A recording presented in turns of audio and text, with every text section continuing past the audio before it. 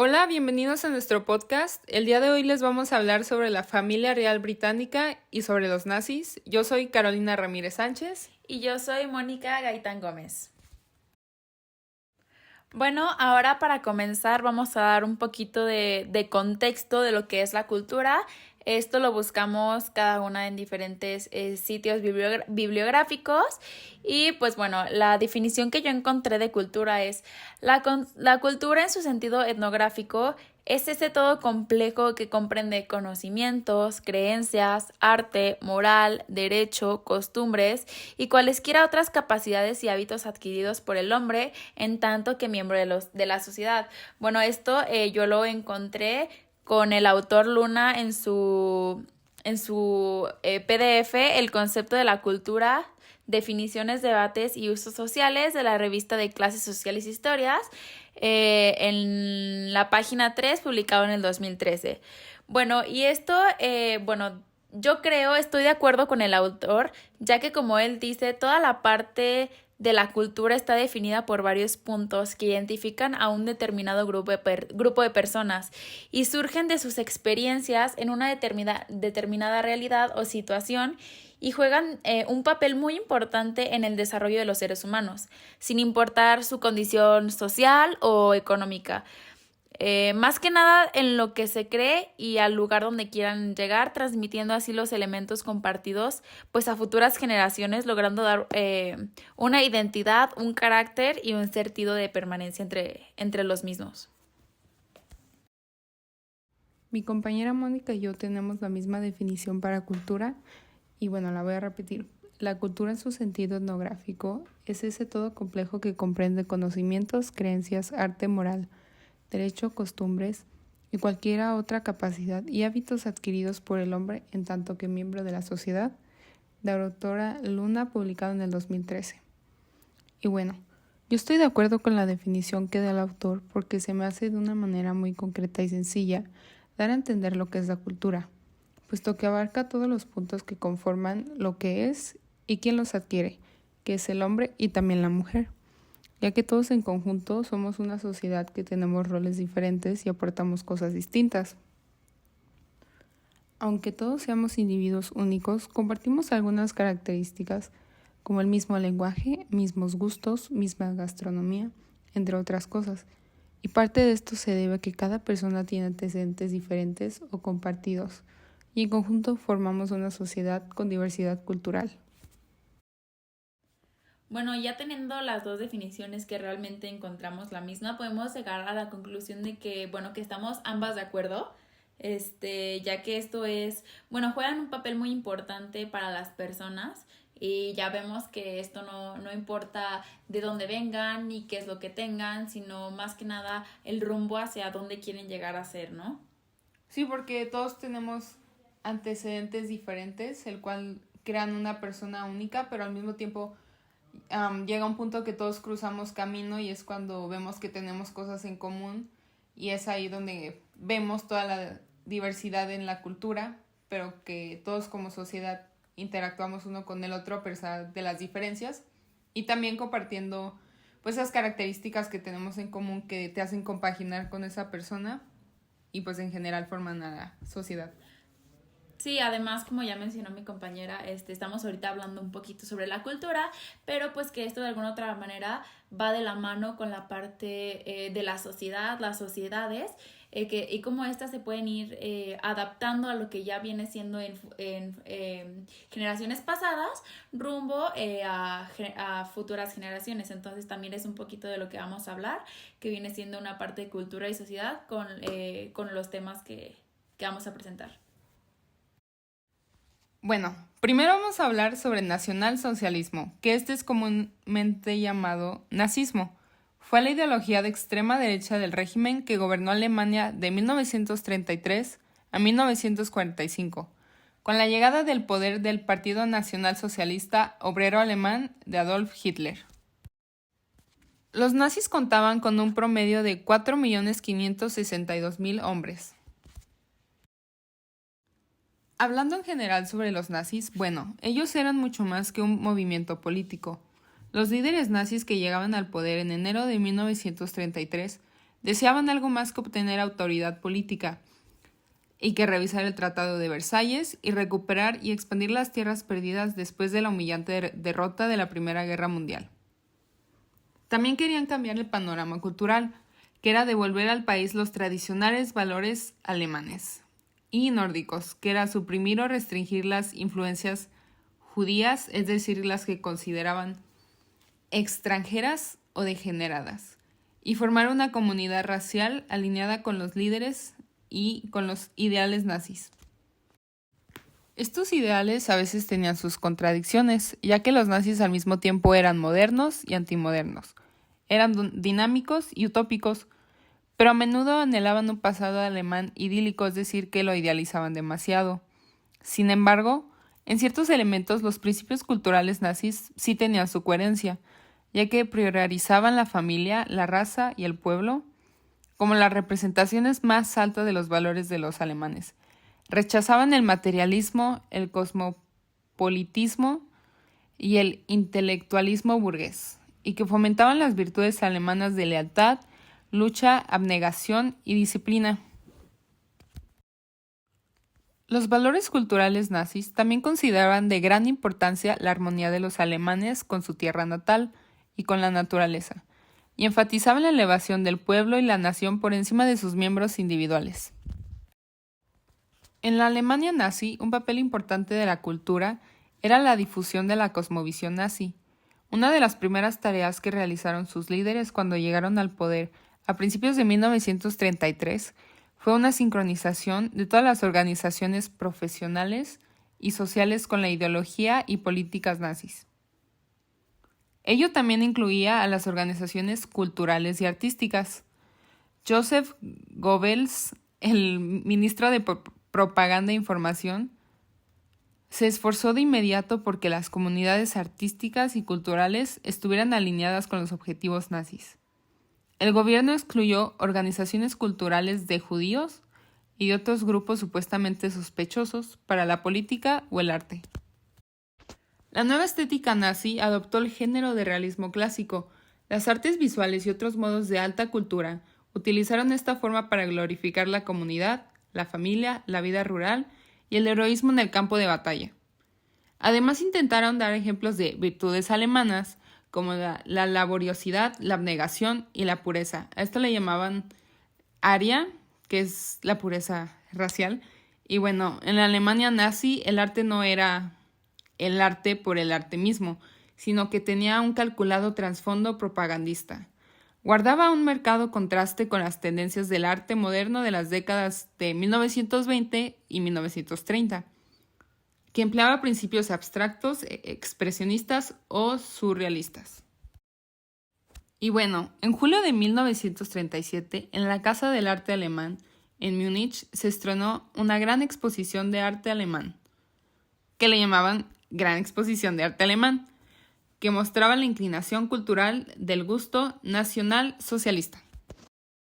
A los nazis les gustaba mucho el arte y de hecho contaban con un salón de exposiciones cercano que representaba una exposición de arte degenerado, con el fin de demostrar al público alemán las influencias inmorales y corruptas del arte moderno.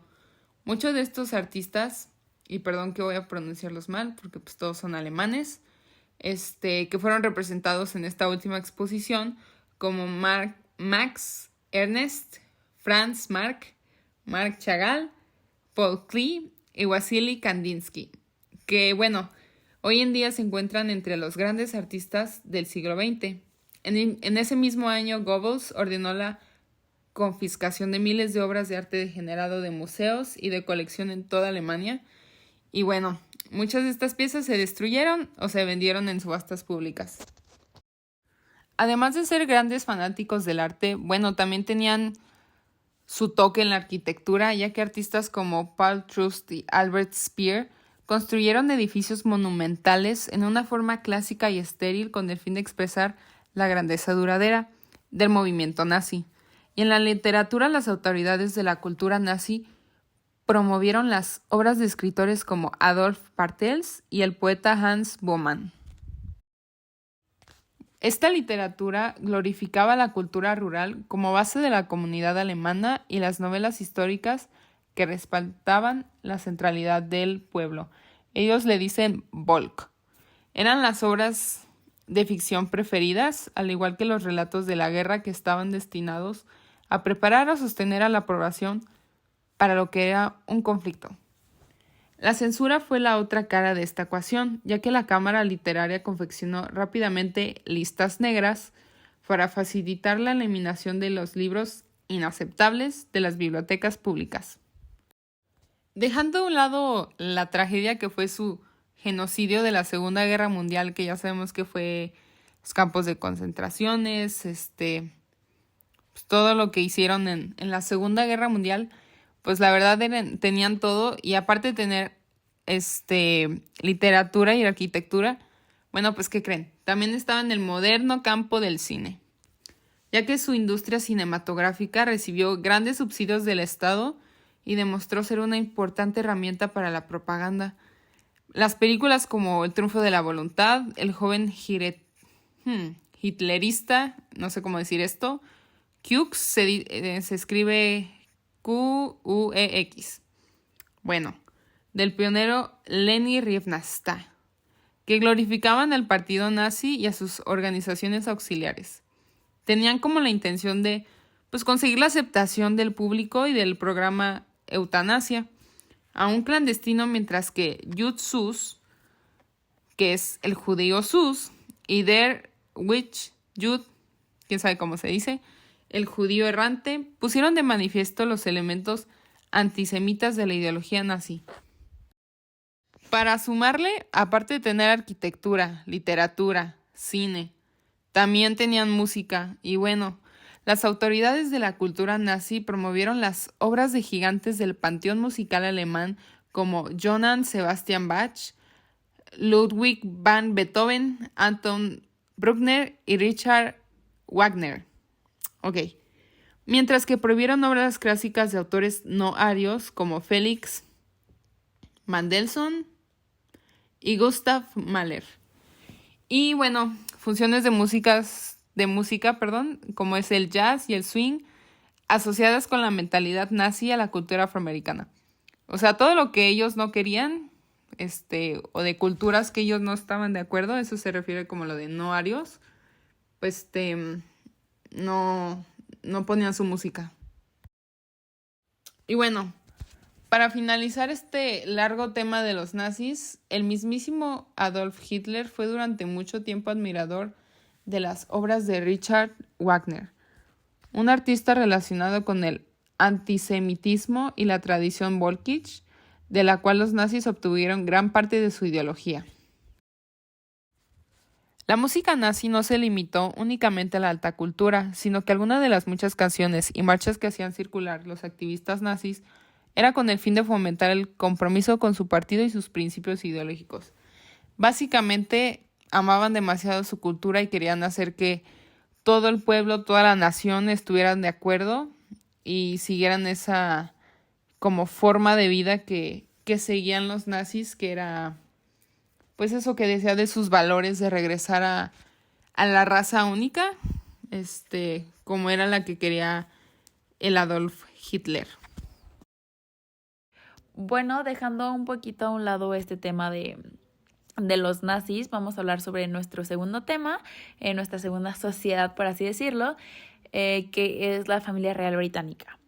Bueno, la monarquía británica es una monarquía constitucional, es decir, que la reina actúa como jefa de estados de todos los estados, valga la redundancia, como Reino Unido, Canadá, Australia, Nueva Zelanda, Jamaica, Bahamas, entre muchos otros.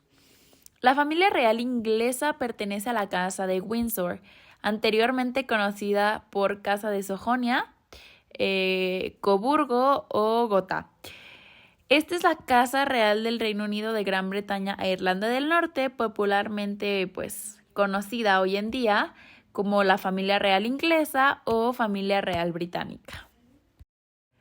Bueno, vamos a continuar hablando sobre la lista de los miembros de la familia real. Bueno, como ya la gran mayoría sabemos, el 8 de septiembre del presente año, 2022, sucedió el deceso de la reina Isabel II, dejando ahora sí que a cargo al rey Carlos III y la reina consorte Camila, ¿no? Anteriormente de Camila fue Diana de Gales.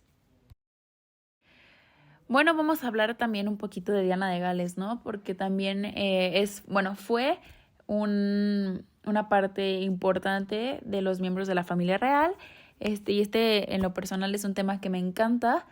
Pues obviamente sabemos que el príncipe Carlos, el actual rey Carlos, se casó con Diana de Gales, más conocida como Lady Di, en el año de 1981. Y pues a través de dicha unión nacieron sus dos hijos, Guillermo y Enrique, pero pues también, como la gran mayoría sabe, pues esta relación no prosperó debido a las infidelidades de con su actual, con la reina consorte, que es Camila. Y se separaron en el año de 1992, pero no fue hasta el año de 1996 donde ya decidieron divorciarse. En el año de 1992, de hecho, la reina Isabel llamó a este año como un año horrible, ¿no? Debido a todos los problemas que estuvieron surgiendo entre el rey Carlos y Lady Di. Pero bueno, dejaremos a un lado a Lady Di por un momento y vamos a seguir con la lista de los miembros actuales de la familia real. Luego tenemos al príncipe de Gales, Guillermo, que es el hijo mayor del rey y la reina Diana de Gales, con su esposa Kate Middleton. Después sigue el príncipe Jorge de Gales, que es el hijo mayor de los príncipes de Gales, que es Guillermo y Kate. Luego sigue la princesa Carlota de Gales, que es la segunda hija. Y por último tenemos al príncipe Luis de Gales, que es el tercer hijo de los príncipes de Gales, ¿no? Luego tenemos al príncipe Enrique, duque de Sussex, y Meghan, duquesa de Sussex, que es el hijo menor del rey y la princesa Diana de Gales, y su esposa Meghan, ¿no? Quienes decidieron renunciar a sus títulos y privilegios y deberes reales, como sabemos, ¿no? Enrique, que era pues de la realeza, y Meghan no, entonces él decidió renunciar a estos privilegios, a sus títulos, ahora sí que por el amor. Pero bueno, estos vienen siendo la lista actual de los miembros de la familia real y vamos a volver a hablar un poquito sobre la reina Isabel. Yo creo que todos conocemos la corona que llevaba la reina Isabel y ese genuinamente se me hace un dato muy interesante, ya que la llamaban la reina de los récords. Y pues fíjense por qué. Ya que en ocasiones pues muy especiales en la vida de la reina Isabel pues han sido sus jubileos, ¿no? Entonces estos se celebran a través de incrustaciones dentro de su corona.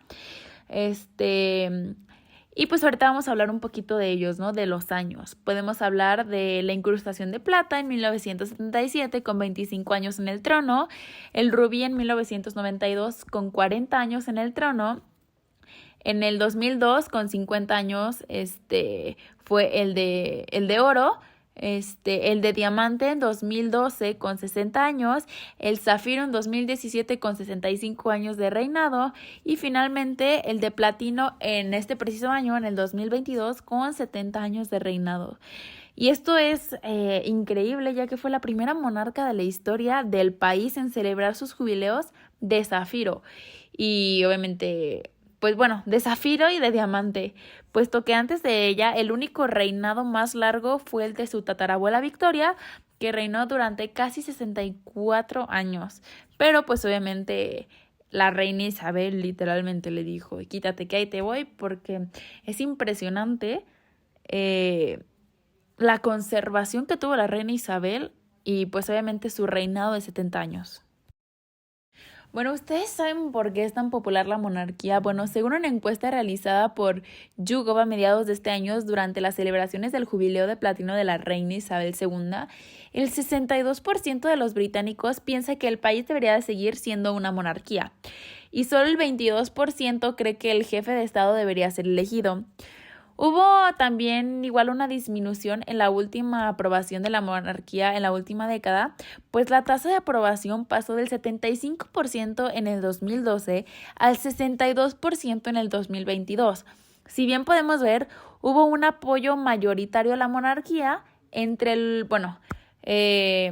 se dice que este apoyo fue entre los grupos de mayor edad, ¿no? Y que la encuesta arrojó datos diferentes entre los jóvenes, ¿no? Pues en el 2011, cuando YouGov comenzó a encuestar sobre este tema por primera vez, al menos el 59% de los jóvenes de entre 18 y 24 años pensaba que la monarquía debería continuar, en comparación con la actualidad que fue la encuesta en este 2022 con solo el 33%. O sea, hablamos de una diferencia, pues ahora sí que una gran diferencia acerca de la monarquía, ¿no? Pero pues, sin embargo, se cree que las razones para seguir apoyando a la monarquía pues son diversas, ¿no?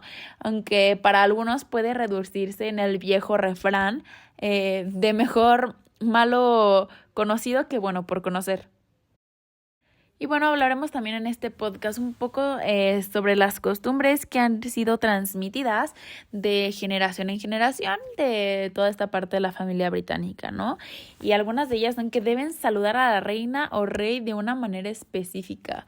O sea, desde mi perspectiva, mi pensamiento, para mí sería raro saludar, no sé, a mi abuela diferente o a mi padre diferente. O sea, ok, está bien. Como podemos decir, son sus costumbres, es una sociedad diferente, más sin embargo, desde mi punto de vista, pues sí sería como medio extraño, ¿no? Bueno, igual que tenemos que los niños deben de ir a jugar al aire libre todos los días, que deben de vestirse apropiadamente en todo momento, no deben tomarse las famosísimas selfies, ¿no? Generalmente yo desde mi punto de vista nunca he visto pues una selfie de la familia real y es un dato curioso que en lo personal pues no sabía hasta la investigación, ¿no? También que evitan ciertos tipos de alimentos, entre ellos el marisco, ahora sí que para evitar intoxicaciones. Y de la última en la que hablaremos es que no pueden irse a la cama antes que la reina. Entonces, pues estas son curiosidades, costumbres que se tienen en la familia real, que pues bueno, ¿no? Como todos podemos darnos cuenta, en algunos son elementos compartidos que se dan hacia futuras generaciones, logrando crear esta identidad y un carácter y sentido de permanencia, aunque en la actualidad, como podemos ver y como ya mencioné en la parte de las encuestas, podemos observar también un cambio de perspectiva y evolución en la sociedad, donde claramente esto creo yo que también es muy válido, ya que pues como humanos siempre hemos estado en constante cambio, en constante actualización y bueno, sí está bien, ya se tiene a lo mejor una sociedad establecida, pero siempre hay que estar, bueno, abiertos a un cambio, a cualquier modificación y claramente lo podemos ver más en estos tiempos de que, bueno, ¿no? Como se mencionaban en las encuestas, los de mayor edad son los que dicen que la monarquía debe de seguir, ¿no? Y esto es porque obviamente a ellos les tocó, a ellos se les inculcó, se les obligó de alguna otra manera, pero ahorita como estamos viendo en la actualidad, las cosas van cambiando, ¿no? Y se puede ver claramente en las encuestas donde a los jóvenes de entre 18 y 24 años, pues dicen que ya no debe de haber una monarquía. Y eso de alguna otra manera pega,